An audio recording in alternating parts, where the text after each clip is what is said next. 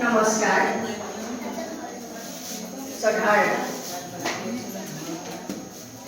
আজিৰ সভাৰ অধ্যক্ষ মহোদয়, সন্মানীয় বিশিষ্ট অতিথি, সহযোগী বন্ধুসকল আৰু বিভিন্ন প্ৰান্তৰ পৰা অহা ছাত্ৰ ছাত্ৰীসকল, মোৰ সহযোগী কবিতা আবেলি ৰং।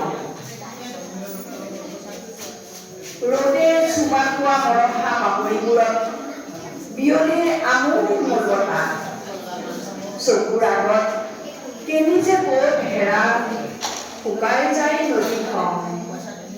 এয়া কি অলিক স্তব্ধ পোহৰ, ক'ত বেলাব মোৰ ৰঙৰ, ক'ত হেৰাই উজ্জ্বলতাৰ তেজৰ ৰং।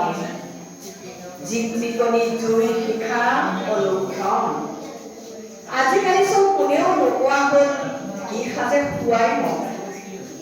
সময়ে চাখৰ কৰে জীৱনৰ তাচপাত, শুকান পাতৰ দৰে যদি পৰি শেষ হ'ল কত যে স্বপ্নৰ ঠিকনা। তথাপি লৈ গ'ল অদাহ্য কাগজৰ বিৰামহীন কাহিনীৰ ধাৰা।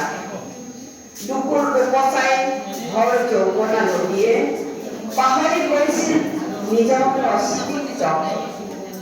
সংকুচিত মুহূৰ্তত কেতিয়া জানো স্থবিৰ হৈ গ'ল মৰমৰ নদীখন। মাথো পৰিল বালিচৰ, সময়ে আচৰা দেহত মোক জোৰ কৰিও চোন শুকুৱাব পৰা নাই সুখৰ পৰা জিৰাই দুস্নিগ্ধ হৃদয়।